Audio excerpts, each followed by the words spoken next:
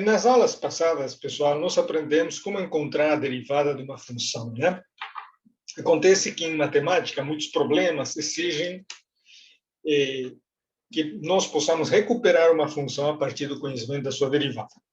Então, nosso objetivo nessa aula será encontrar uma função efona a partir do conhecimento da sua derivada efinha.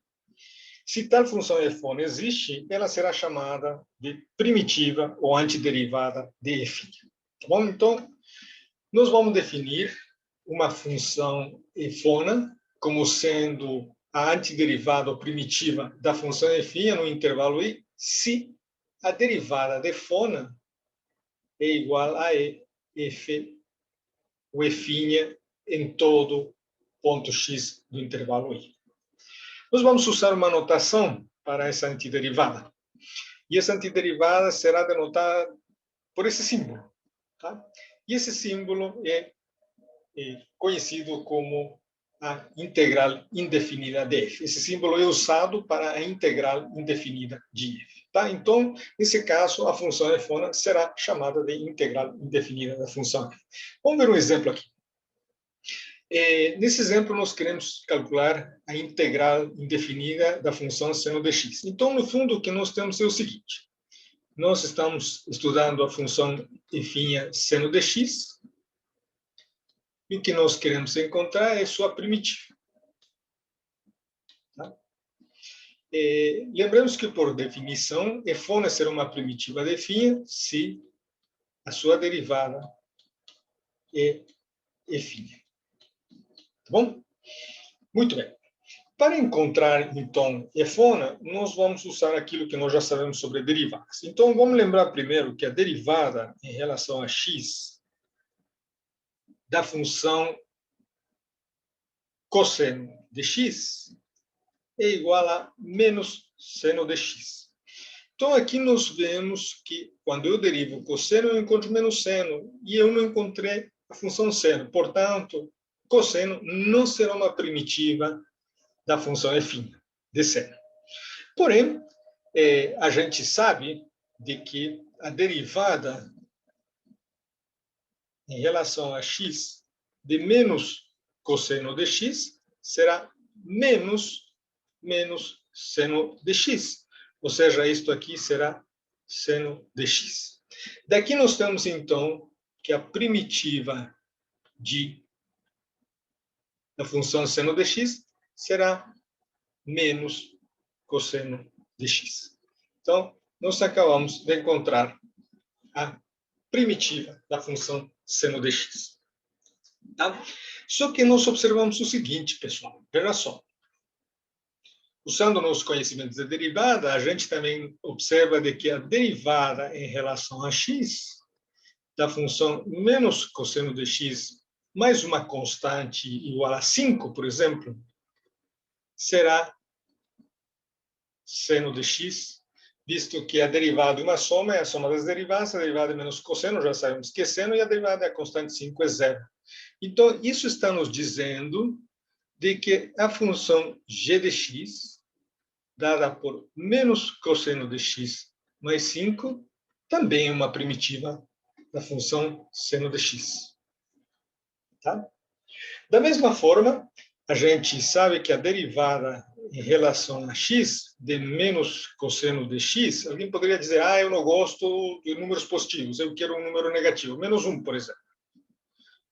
É da mesma forma seno de x, em decorrência das regras de derivação que nós já sabemos. Né? Então, aí eu teria uma primitiva da função seno de x, dada pela expressão menos cosseno de x menos 1. Bom, então, parece ser de que a primitiva da função seno de x será um pouco ao gosto de quem estiver encontrando a primitiva, porque aqui eu escolhi 5, aqui alguém pode escolher menos 1, ou aqui simplesmente não acrescentar nenhuma constante.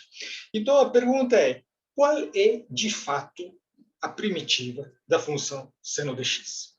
Tá? Então, para responder essa pergunta, nós vamos fazer a seguinte análise. Tem um resultado muito interessante, que nós não vamos provar aqui, que diz o seguinte, que se eu tenho uma função contínua num intervalo aberto i, se a derivada dessa função é nula no intervalo i, então a função é a função constante. Ou seja, esta função contínua no intervalo i, com derivada nula em i, é a função constante. Tá bom? Então, esse lema é utilizado para a gente demonstrar o seguinte resultado. Esse resultado diz o seguinte: sejam f e g duas funções contínuas, tá?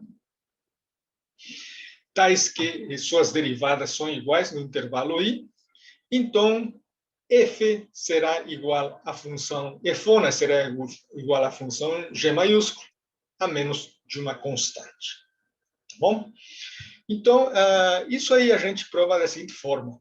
A demonstração é muito simples, porém muito interessante, então nós vamos passar a ideia aqui. Tá bom? Então, desta hipótese, nós temos o seguinte: nós temos que f' de x menos g' de x é igual a zero no intervalo 1. Daqui nós sabemos, então, de que a derivada da diferença de f com g é igual a zero em todos os pontos daí. Tá bom? Então, f e g maiúscula são funções contínuas. Então, a diferença delas também é uma função contínua. Então, nós estamos nas condições do lema. Vejam só. Essa diferença é uma função contínua. Olhem só, eu tenho uma função contínua. A derivada dessa diferença é uma função nula. A derivada dessa diferença é uma função nula. O que o lema nos garante é que essa função, ou seja, essa diferença, será constante no intervalo i. Então, o lema nos garante que essa diferença será igual a uma constante c no intervalo i. De onde nós obtemos, finalmente, que f de x é igual a f de x é igual a g maiúscula de x mais c, mais a constante c. Tá? Então, dessa forma, nós temos provado esse resultado. O que esse resultado, no fundo, está nos falando? Né? Esse resultado está nos dizendo o seguinte, que se f e g são duas primitivas, né? f e g são duas primitivas de alguma função, elas são iguais a menos uma constante. Então, isso significa que se eu tenho uma primitiva de alguma função f, qualquer outra primitiva será essa primitiva mais uma constante. Então, isto aqui nos auxilia um pouco a responder a pergunta que nós acabamos de fazer. Então, nós vamos dizer de que a antiderivada ou primitiva mais geral da função f, né?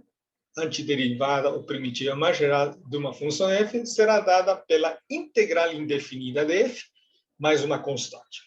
Ou seja, quando eu quiser encontrar a antiderivada ou primitiva mais geral de uma função f, o que eu faço? Encontro uma primeira primitiva. Qualquer outra será essa primitiva mais uma constante. Tá?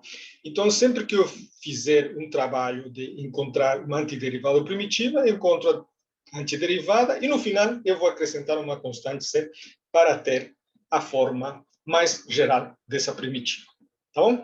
Então, com isso, nós podemos responder essa pergunta que nós tínhamos feito agora há pouco. Né? Nós tínhamos visto que uma das primitivas dessa função era menos cosseno de x. Nós tínhamos visto que outra primitiva era menos cosseno de x mais 5. E que uma terceira primitiva era menos cosseno de x menos 1. Né?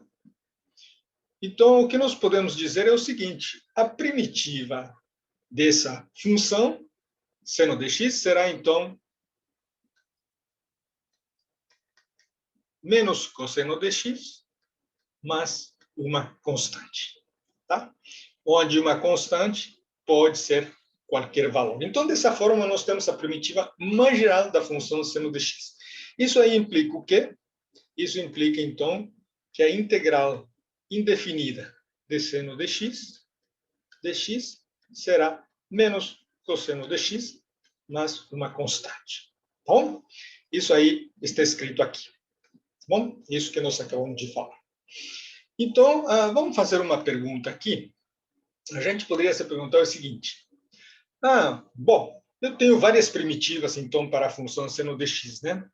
Eu gostaria de escolher uma delas em particular. Eu quero escolher essa primitiva que tem a seguinte propriedade.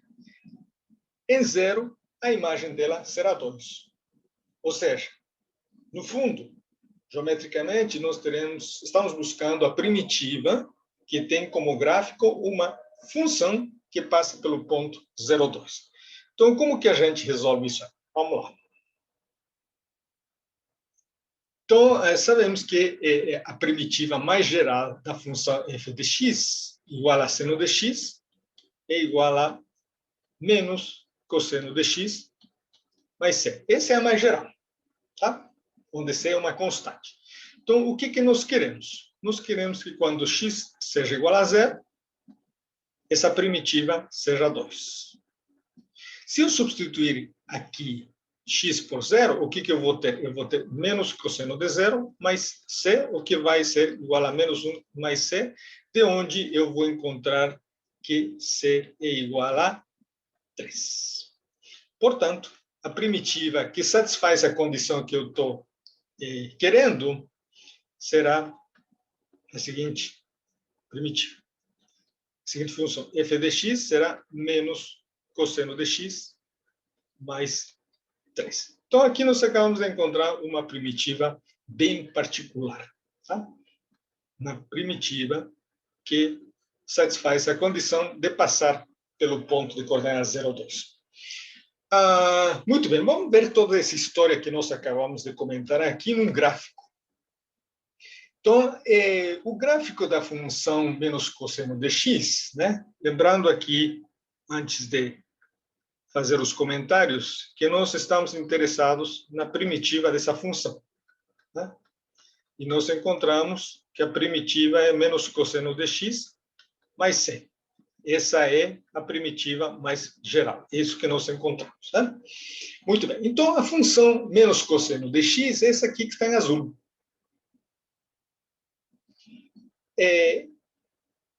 As outras curvas são os gráficos de outras primitivas.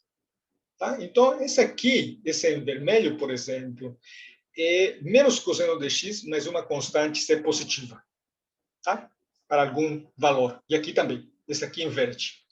Esse em verde mais claro é menos cosseno de x somado com uma constante negativa. E da mesma forma, essa função que está esboçada em marrom. Então, no fundo, o que a gente está vendo é que a primitiva mais geral é uma translação na vertical dessa primitiva menos cosseno de x. Tá bom? Aí, nós tínhamos nos perguntado, né, qual que é a primitiva que passa pelo ponto 0,2. A primitiva que passa pelo ponto de coordenadas 0,2 será essa aqui. Esse é o ponto de coordenadas 0,2, né? Aqui está o eixo y. Esse aqui é o eixo x e o ponto de coordenadas 0,2 esse aqui. Então, a primitiva que nós acabamos de encontrar agora há pouco, esse aqui, menos cosseno de x mais 3. Esse aqui é o seu gráfico. Bom? Muito bem. Vamos encontrar um segundo exemplo. Aqui, o exercício está nos dizendo, nós temos uma função f de x igual a x elevado a n, e o que nós queremos encontrar é sua primitiva.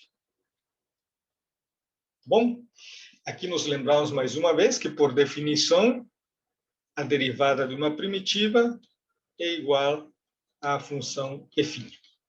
Bom, então, nós estamos buscando uma função f', que é o derivar-nos de f'. Bom, o que nós sabemos daquilo que nós aprendemos sobre derivadas? Nós sabemos que a derivada da função potência, x elevado a n, é dada da seguinte forma: abaixo o expoente e tiro 1. Tá? Então, quando eu derivei x elevado a n, eu não recuperei x elevado a n. Então, essa aqui não é a primitiva, x elevado a n não é a primitiva buscada. Porém, se eu acrescentar aqui um x, eu terei x elevado a n menos 1 mais 1, eu terei x elevado a n. Então, parece ser que a candidata primitiva aqui será uma função potência que tem por potência n mais 1. Vamos derivar? Então, abaixo o expoente e tiro 1. N mais 1 menos 1 é n. Ah, beleza. Agora sim, ao menos parte da função efinha aparece aqui. Quem está nos incomodando é esse fator, essa constante n mais 1. Então, o que nós vamos fazer? Eu vou considerar, então, a derivada da seguinte função. 1 sobre n mais 1 vezes x elevado a n mais 1. Então, vamos lá. Pelo que aprendimos nas regras de derivações, aqui uma constante, a derivada de uma constante vezes uma função, copia a constante e deriva a função. A derivada da função, que nesse caso é x elevado a n mais 1, nós já tínhamos encontrado antes. N mais 1 elevado a vezes x elevado a n. Então, isto simplifica com isto e acaba nos sobrando x elevado a n. Pronto, então nós encontramos a primitiva. Então, a primitiva definha é 1 sobre n mais 1 vezes x elevado a n mais 1. Só que aqui a gente precisa ter algum cuidado, né? Nós estamos dividindo, e quando eu tenho divisão, eu tenho que prestar atenção de que o numerador, o denominador não se anula. Então, este denominador se anula quando n é igual a menos 1. Então, para que não se anule, nós vamos exigir que n seja distinto de menos 1. Então, dessa forma, nós teremos que a integral de x elevado a n, ou seja, a primitiva de x elevado a n, será 1 sobre n mais 1 vezes x elevado a n mais 1 para n distinto de menos 1. Então, aqui nós temos uma expressão para a primitiva de x elevado a n. A gente pode fazer uma leitura do que essa expressão está nos falando. Estamos falando o seguinte: a primitiva de x elevado a n é obtida de que forma? Aumente 1 ao expoente e divida pelo resultado. Tá bom? Muito bem. Segundo exemplo. Nós queremos agora encontrar a primitiva de 1 sobre x. Então, nesse caso, nossa função efinha é 1 sobre x. Bom? Então, a gente sabe que esta função não está definida em zero. Tá? Então, nós queremos encontrar a primitiva. Né? E aqui a gente se lembra de que, por definição, efona será uma primitiva se a derivada de efona é efina. Então, nós estamos buscando uma função efona que tenha por derivada efina. Ou seja, estou buscando uma função efona que tenha por derivada 1 sobre x. Aí a gente se lembra que a derivada de x do logaritmo de x é 1 sobre x.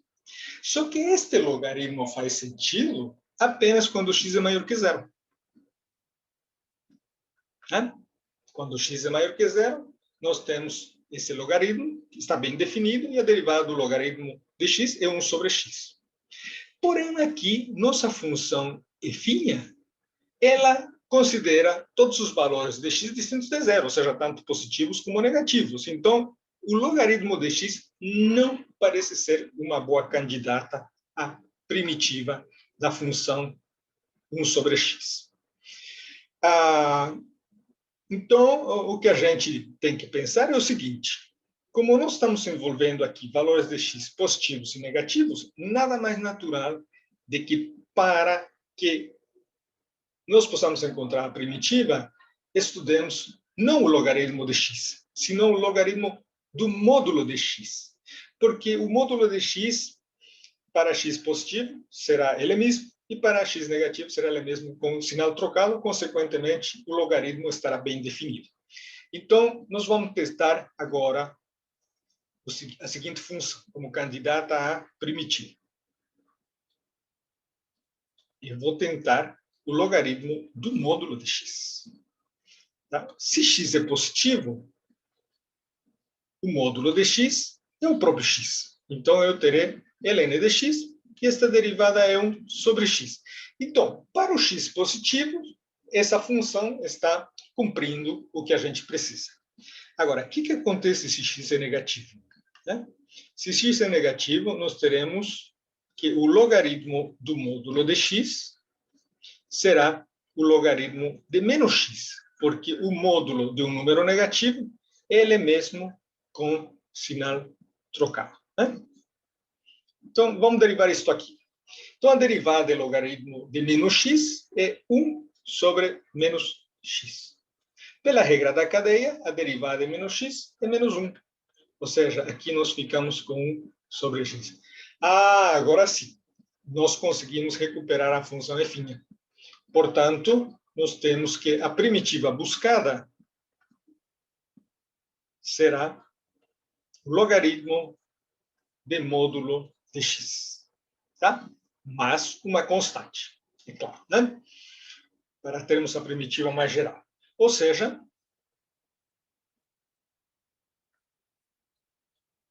nós teremos que a integral de 1 sobre x, dx, será ln de módulo de x mais c.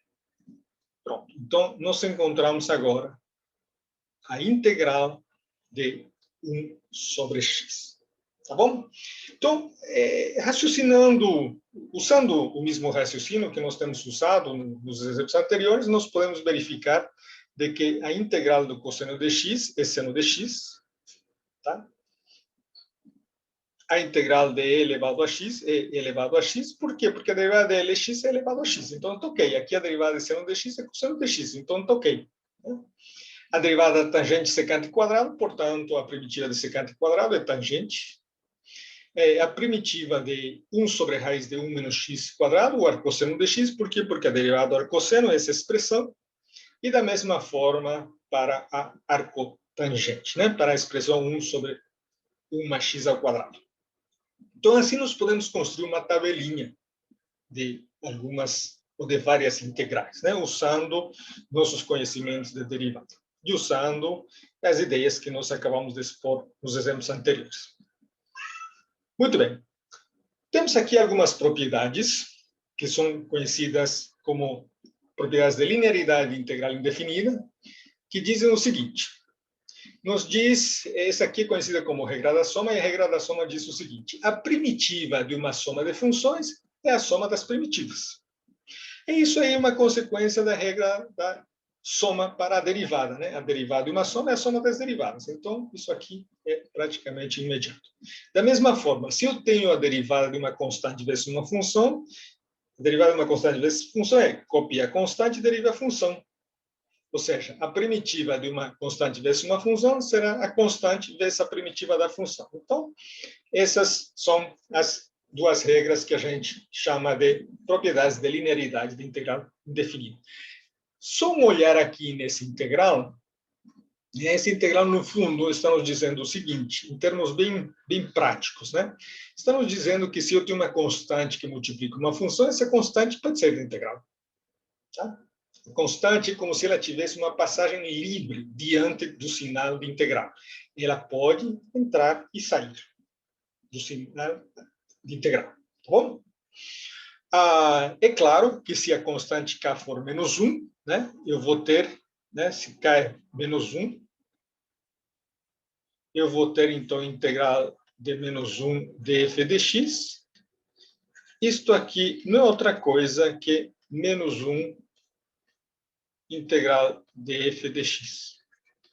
O que, escrito em forma mais simples, isto aqui está nos dizendo que a integral de menos 1 vezes f de x não é outra coisa que menos f de x, né?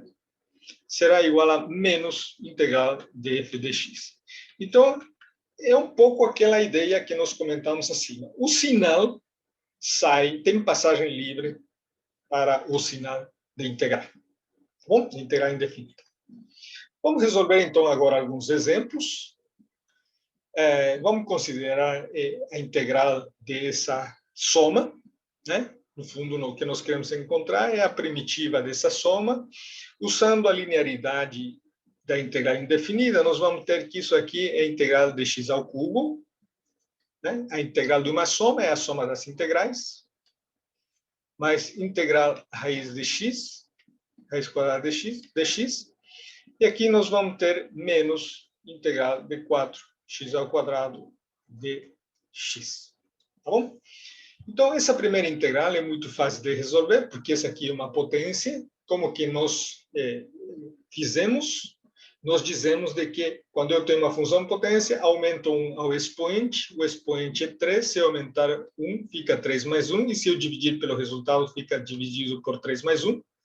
Mas a constante ela tem passagem livre diante do sinal de integral, então fica 3 raiz de x, só que raiz de x eu vou escrever de uma forma, em forma de potência. Raiz de x quadrada, raiz quadrada de x será x elevado a 1 meio.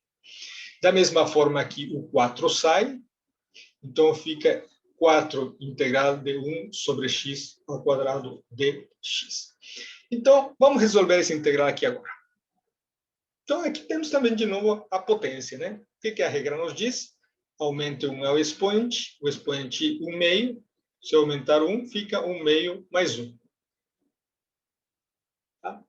O que vai ser a mesma coisa que 1 meio mais 1 é 3 meios. Tudo dividido por 3 meios. Agora, essa integral aqui, ela pode ser escrita como? Como integral de x elevado a menos 2 dx. Agora também está na forma de potência.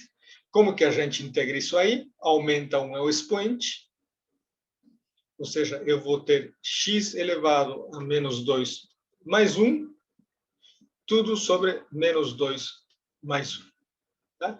Então, fazendo as continhas aqui, nós vamos ficar com a seguinte expressão. 3 mais 1 é 4, então fica x elevado à quarta potência sobre 4. Aqui eu vou ter mais 3 vezes x elevado a 3 meios sobre 3 meios. Aqui eu tenho menos 4.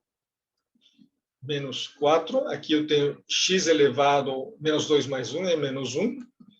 Tudo dividido por menos 1. Agora, vejam só.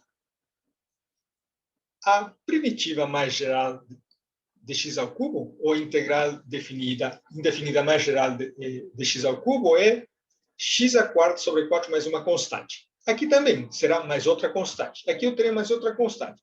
Eu vou ter, então, uma constante, mais uma constante, mais outra constante. Então, no fundo, eu vou ter uma soma de constantes, que será também uma constante. Então, a gente acrescenta uma constante C no final. Bom? Então, para terminar este exercício, nós fazemos as contas algébricas. Aqui o 3 simplifica com o 3. Esse 1 meio que está no numerador fica 2. Então, fica 2x elevado a 3 meios. Esse menos com esse menos dá mais.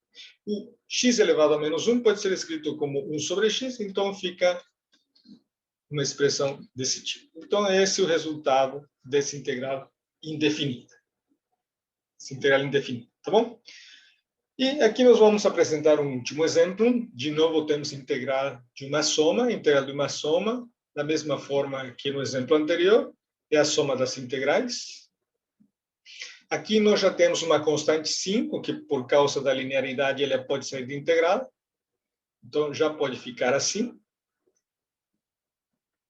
E aqui nós temos mais integral de cosseno de 3x. Bom? Muito bem, esse aqui nós já sabemos integrar. A integral de 1 sobre x, nós já vimos, é o logaritmo do módulo de x. E aqui nós vamos ter que trabalhar um pouquinho com esse integral dessa expressão aqui. Vamos fazer um espaço aqui embaixo para trabalhar ela. Tá? Então, tá bom. Quando eu estou buscando esse integral, a gente precisa celebrar o seguinte: nós estamos buscando a primitiva de e elevado a 2x. E a primitiva de e elevado a 2x nós chamamos de efona. Ou seja, nós queremos encontrar a efona. Efona com que propriedade? Com a propriedade de que a derivada dela seja efinha. Tá bom? Muito bem. Então, a gente sabe de que a derivada em relação a x da função e elevado a 2x é e elevado a 2x e pela regra da cadeia vezes 2. Ou seja, isto aqui é 2 vezes e elevado a 2x. Então, derivando a função exponencial, eu não recuperei e elevado a 2x. Eu recuperei e elevado a 2x vezes 2. Então, seguindo um pouco a estratégia que nós seguimos antes, isso aqui pode ser escrito da seguinte forma. Nós podemos pensar da seguinte forma. Eu vou dividir por 2. Tá? Então, na hora de eu derivar isto aqui, eu copio a constante, uso a regra da cadeia para derivar e elevado a 2x, a derivada da exponencial a 2x é exponencial de 2x, vezes 2, aí esse 2 com esse 2 se simplifica e fica e elevado a 2x. Então, a primitiva dessa função, a efona que nós estávamos buscando, é 1 meio de e elevado a 2x. Portanto, este integral é 1 meio de e elevado a 2x, mais uma constante, que depois nós vamos acrescentar no final desse trabalho que nós vamos fazer aqui. Portanto, nós acabamos de encontrar que esse integral é 1 meio, será então mais 5 vezes 1 meio de e elevado a 2x. Vamos encontrar agora esse outro integral. Integral dessa outra função aqui. Integral do cosseno de 3x. Vamos lá. Nós queremos, então, encontrar a integral de cosseno de 3x. Então, nós queremos, no fundo, encontrar a primitiva da função efinha, que é cosseno de 3x. E a primitiva é chamada de efona. Efona deverá satisfazer a seguinte propriedade. A derivada de efona deverá ser efinha. Então, usando as mesmas estratégias que nós usamos antes, nós sabemos que a derivada de seno de 3x é cosseno de 3x. Né? Derivada de seno de 3x é cosseno de 3x. Só que pela regra da cadeia, isto aqui vezes 3. Então, eu não consegui recuperar o cosseno de 3x. Tá? O que nós conseguimos recuperar é cosseno de 3x vezes 3. Só que isso aqui é uma constante. Então, usando de novo aquela estratégia, nós dividimos por 1/3. Né? Isso aqui será, então, 1/3, essa derivada do seno de 3x, que é cosseno de 3x, pela regra da cadeia por 3, e aí esses dois se simplificam, então acaba sobrando cosseno de 3x.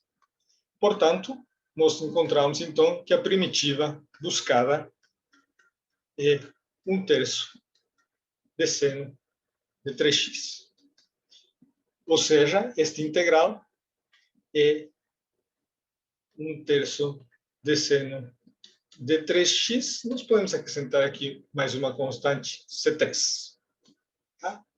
E aqui nós podemos ter acrescentado uma constante, C2. Então, aquilo que nós dizemos, né? Essa integral aqui, então, é mais 1/3 de seno de 3x. Então, esse traz uma constante, esse traz outra constante, esse traz outra constante, a soma das constantes será uma constante. Pronto. Então, esse aqui é o resultado desse integral. Tá bom?